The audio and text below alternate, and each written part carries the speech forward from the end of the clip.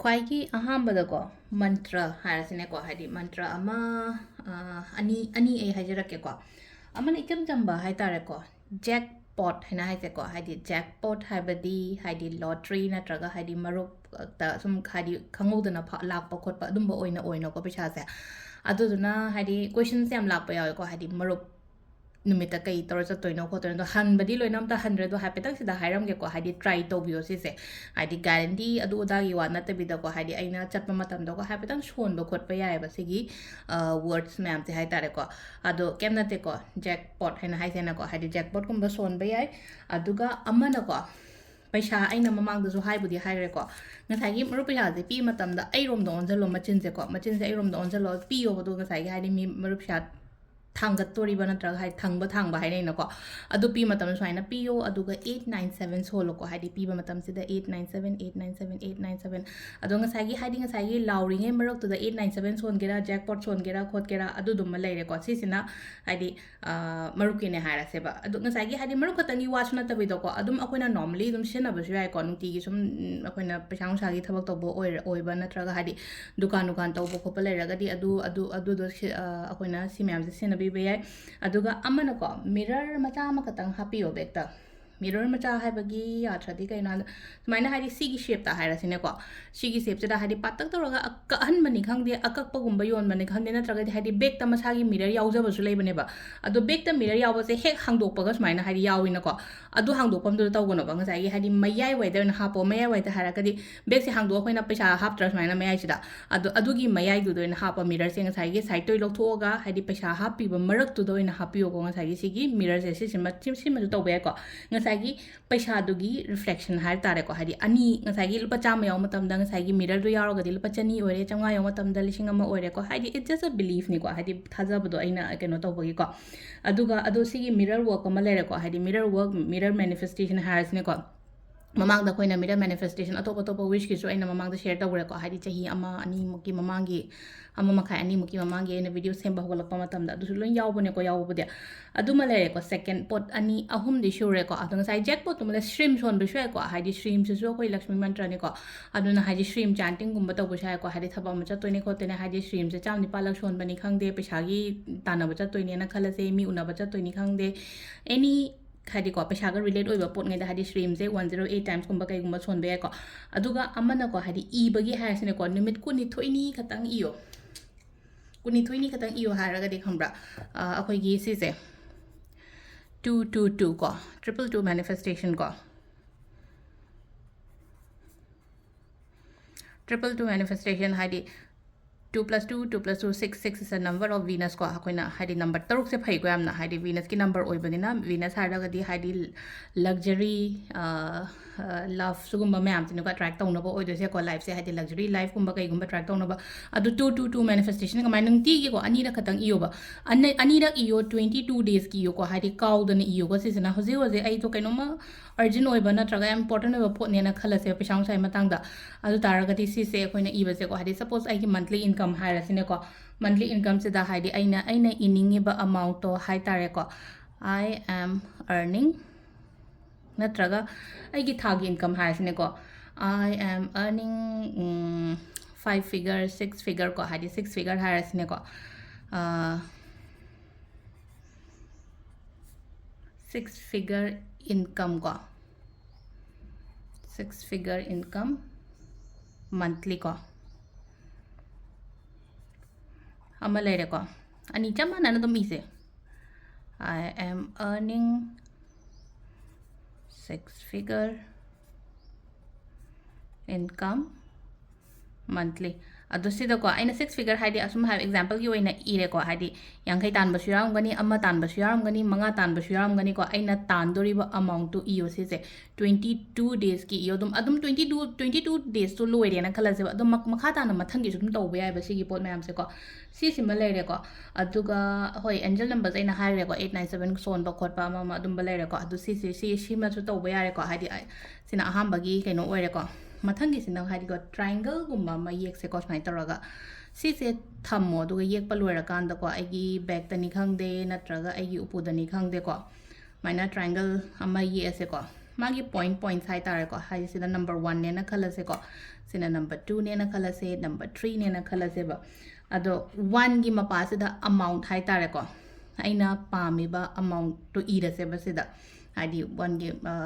mapa sida hadi aina pami ba amount suppose hadi lising yang khai ni khangde amani khangde aina hojik darkar roi hadi mi gi darkar se tongan bani na ko ado sida ira se ko ꯀꯔꯤꯒꯤꯗꯃꯛꯇ ꯄꯥꯝꯃꯤꯅꯣ ꯁꯦꯀꯦꯟ ꯊꯤꯡ ꯀꯣ ꯀꯔꯤꯒꯤꯗꯃꯛꯇ ꯄꯥꯝꯃꯤꯅꯣ ꯍꯥꯏꯔꯒꯗꯤ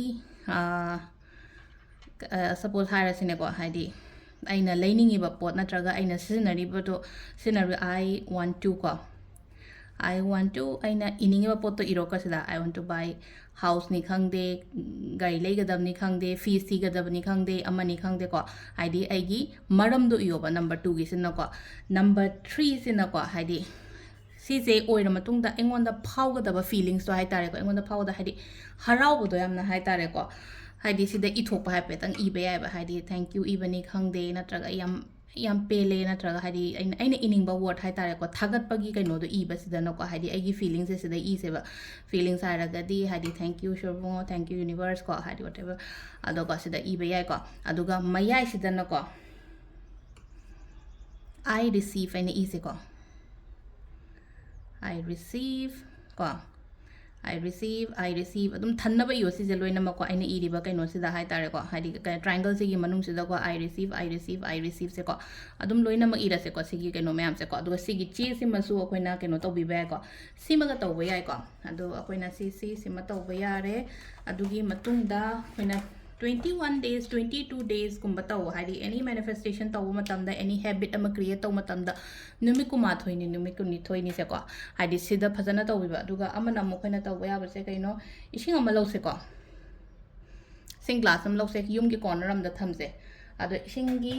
glass da ko taw ba matamda su ko phajana khallo wa khanje फजना खल्लो हाइबगी आथ्रदी आइना तौदोरिबा थबकसे माइ पाकनी आइना पांगथोकतोरिबा ritual से माइ पाकनी हाइबगी अदुगी belief दा डाउट थमगा तौगनोको कोइन अहुम खतंग लवे कोइन सिदा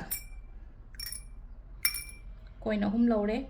अदो हजिकसे केनोमगी हाइतारेको दरकार अमा हाइतारेको अदुगी खल्लोबा सुम निमे कुमा थोइ नेत्रगा हादि था मनुंग सिदा आइंगोन द दरकार लेबा पैसा हारसनेको अदुगा सिदा हापकदबसे बेलीफ अमा खतंग स्माइना अदुम थादरगा थंबिरसु याइको पुलप अदम लुपसन गे सेदंग चावरमनिन हादि केनो तो अपिक पलौगे स्लो बिरोक कशु काइदेको अदो सी से कॉर्नर अमा हेतदा थमो आइगे कागिनेको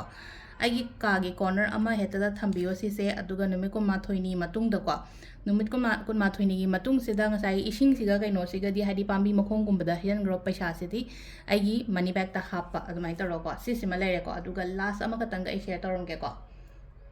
last ama katang aina share tawdoise ko paisa ama lause paisa ama lorani na aduga khoi cinnamon powder khangina ko hadi cinnamon powder ko na sinabado cinnamon powder sina ko hadi paisa se da ko khoina hadi khuning dau sina ko hadi sai powder du da lore na ko aduga symbol ama sumaina e se ba ko symbol se ai ha petang yek lake ko sida di e roi ko ai cinnamon powder suma panda le hore do hadi ulak pa do keno tawdra ko hadi sai powder se kitang khut khatang cholan ge chol halo ko ising da ko ngai yek pa da nungai na ba ado hadi se gi sai powder do lore na aduga symbol se yek to ne fain taroga ado yek ka da symbol do ai boy de yem ge ko aduga sigi paisa se kai thokano macha oina do bio ko acho boy taraga di hadi darkar lerga di sinaba ko po oje lupa 10 tawgera lupa 50 tawgera lupa 100 tawgera ko aina sinna roige ha khallaga thamba paisa gumba dumai ado koina yek ka doriba symbol se na ko sumaina yeo ko f man bani ko f tinate ko f se na koina chumna sumaina chingdra ado si se sumaina kitang mathak ta chingkhat ki ba phaina chingkhat ki ba ko adi sigi symbol je sumaina ko ara sida koina runes nungti gi sum reading to bo ko pa to bo da hadi sigi symbol mayam se loina kana ba loina lei ko adu da hadi symbol je sina ba ya ba ina runes ki reading to ro ko matam da leina ko runes ki reading se ina ha ba hadi ai ge atopa kaino ma hanagi athobi hanglem hena ma leibane ba channel ama adu da ha pane ko runes ki se adu runes ki symbol je jo koina nungti gi lokhat pa runes ki symbol jo ma koi khudang da kai da dum yek pa khot pa na tra hadi che machet ama da dum yek pa na tra diary da dum yection bo khojan ba dum yai ko ka shu kai de ko adu sigi rune sigi hadi magi symbol sigi kana basu lei ko adu na sigi sida yaw ba symbol ni ko ina hadi yek pa en hai se ko maina f ta katang haina ꯐꯩꯖꯩ ꯆꯤꯡꯈꯠꯄ ꯍꯥꯏꯇꯥꯔꯦꯀꯣ ꯒ꯭ꯌꯥꯟ ꯇꯥꯔꯅꯤꯀꯣ ꯃꯌꯥꯝ ꯍꯥꯏꯗꯤ normal Fꯅ ꯁꯨꯃꯥꯏꯅ ꯇꯧꯔꯦꯅꯀꯣ ꯑꯩꯈꯣꯏꯒꯤꯁꯤꯅ ꯃꯊꯛꯇ ꯁꯨꯃꯥꯏꯅ ꯆꯤꯡꯈꯠꯈꯤꯕ ꯃꯊꯛꯇ ꯁꯨꯃꯥꯏꯅ ꯆꯤꯡꯈꯠꯈꯤꯕꯅꯤꯀꯣ ꯑꯩꯈꯣꯏꯅ ꯄꯩꯁꯥꯗ ꯉꯁꯥꯏ ꯌꯦꯛꯇꯣꯏꯁꯦ ꯑꯗꯣ ꯁꯤꯁꯦ ꯇꯧꯕꯤꯔꯣ ꯌꯦꯡꯉꯁꯦ ꯍꯥꯏꯗꯤ ꯂꯥꯛꯇꯣꯔꯤꯕ 21 days ꯊꯥ ꯑꯃꯁꯤꯗꯀꯣ ꯑꯩꯒꯤ ꯕ꯭ꯂꯣꯀꯦꯖꯦꯁ ꯂꯩꯕ ꯑꯩꯅ ꯃꯤꯅ ꯄꯤꯔꯛꯀꯗꯕ ꯃꯤꯅ ꯄꯤꯔꯛꯇꯕ ꯂꯩꯌꯦ ꯈꯣꯠꯂꯦ ꯍꯥꯏꯕꯒꯤ ꯑꯩ ꯂꯣꯏꯅ ꯍꯟꯕ ꯉꯝꯗ꯭ꯔꯦꯀꯣ ꯑꯗꯨꯅ ꯍꯥꯏꯗꯤ ꯄꯨꯂꯞꯀꯤ ꯑꯣꯏꯅ ꯃꯌꯥꯝꯒꯤꯗꯃꯛꯇ ꯁꯦꯝꯃꯛꯑꯕꯅꯤꯀꯣ ꯋꯥꯔꯧꯕꯤꯒꯅꯣ ꯑꯗꯣ ꯁꯤ ꯑꯗꯨꯝ ꯌꯦꯡꯉ ꯇꯧꯕꯤꯌꯣ ꯍꯥꯏꯗꯤ ꯄꯔꯁꯅꯦꯂꯤ ꯑꯩꯅ ꯇꯥꯛꯇ꯭ꯔꯒꯁꯨ ꯍꯥꯏꯗꯤ ꯃꯦꯁꯦꯖ ꯈꯨꯗꯤꯡꯃꯛꯇ ꯑꯗꯨ ꯑꯃꯃꯝ ꯑꯦꯛꯁꯄ꯭ꯂꯦꯟ ꯇꯧ ꯂꯩꯔꯒꯗꯤ ꯃꯇꯝꯗꯨꯗꯤ ꯂꯣꯏꯅ ꯐꯔꯛ ꯇꯥꯅꯕꯅꯤꯅꯀꯣ ꯑꯗꯨꯗꯨꯅ ꯑꯩ ꯁꯨꯃꯥꯏꯅ ꯑꯣꯏꯅ ꯁꯦꯝꯃꯦꯀꯣ ꯚꯤꯗꯤꯑꯣꯁꯦ ꯊꯦꯡꯛ ꯌꯨ